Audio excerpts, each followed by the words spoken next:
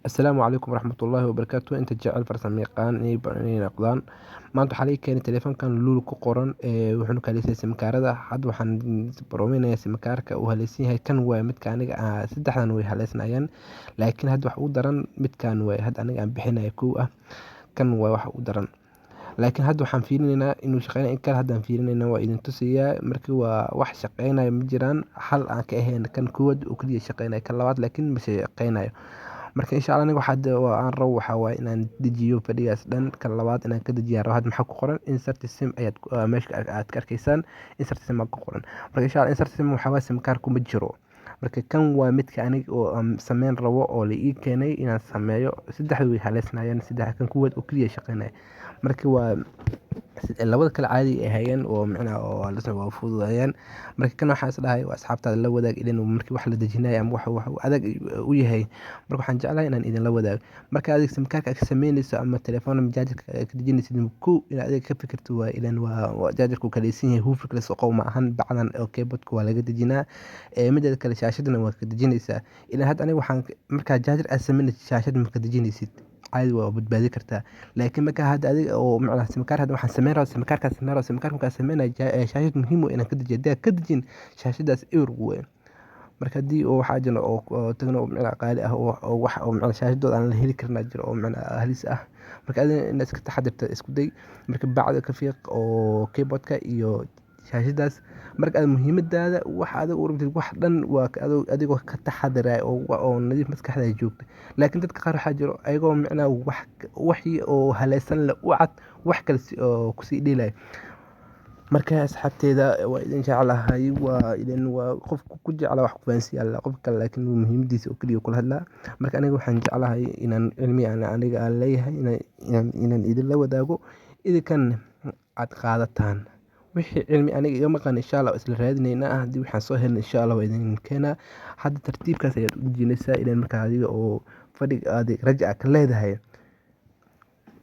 waa taxadiraysaa hoos hufka uu qabanaysaa. Laakiin marka aan kan fadhigaan taxadarka waa anigu taxadaray aan raja ka leeyahay Soomaa waa markii koran uu qabtay ileen waa caagas oo dhalaala hadda caagan uu dhalaalsan yahay.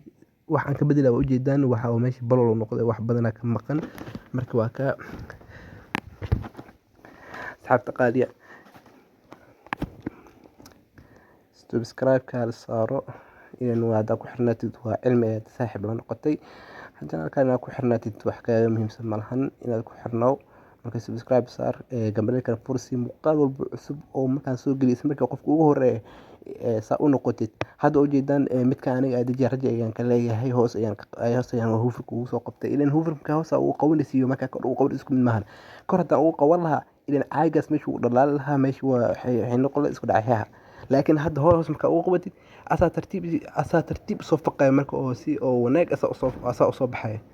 Marka asxaabta waa wax walba waxa taxadar inaad haatid waaye haddii la asigo kuleel soo saan ah haddii hadda joog haddii xoog aan u siiyo ileen meesha dhagaxaanta oo ku jiraan AC wixii dhan hadhow isku dhaxyaac u galaa haddii mar isku dhaxyaac u noqdane marka waa fashil telefoonka xitaa waxa laga yaabaa inuu AC oo inuu ka digo oo marka kuleelkaas zaidka ah joogka telefoonka isku siin tartiib asiga ha qabow xitaa sug cabaar taxta iska sug kadib tartiib wax u saar. Laakiin orod iyo isku furin markii wax asmeys maskaxdaada taxadar lahaa.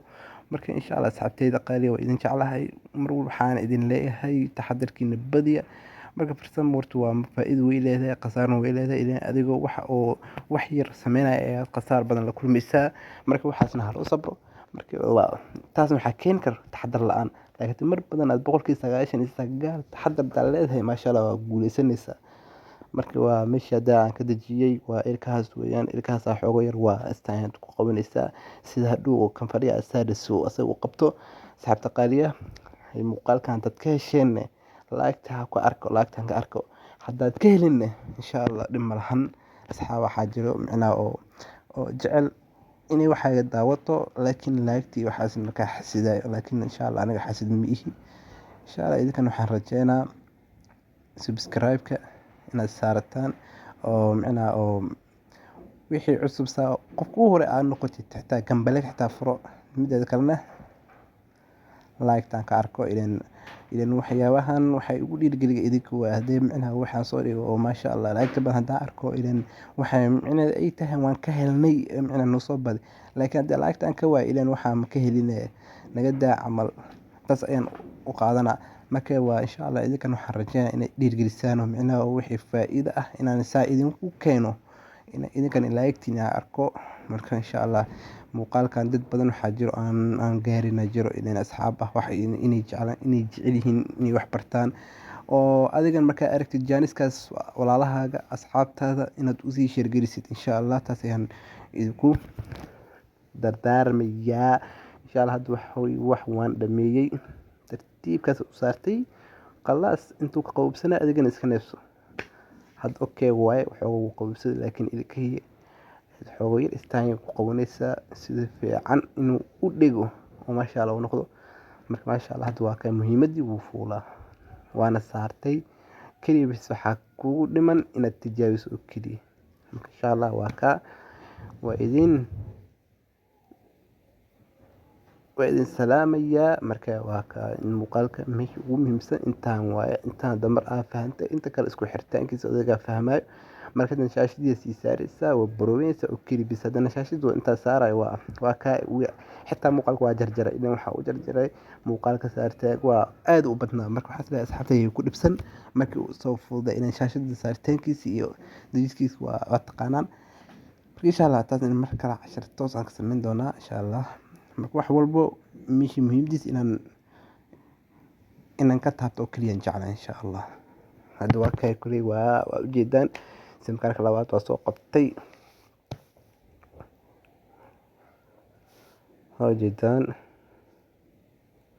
halka sadedemo ku xiran insha Allah waa ka ujeedaan hormud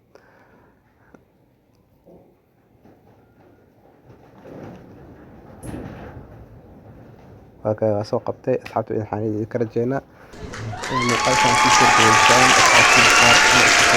maasha Allah hadda waa isku xiran oo kilbiso wax noogu dhimana bis insha Allah iyo asxaabta waa idin salaamaya muuqaal cusub xiis leh insha Allah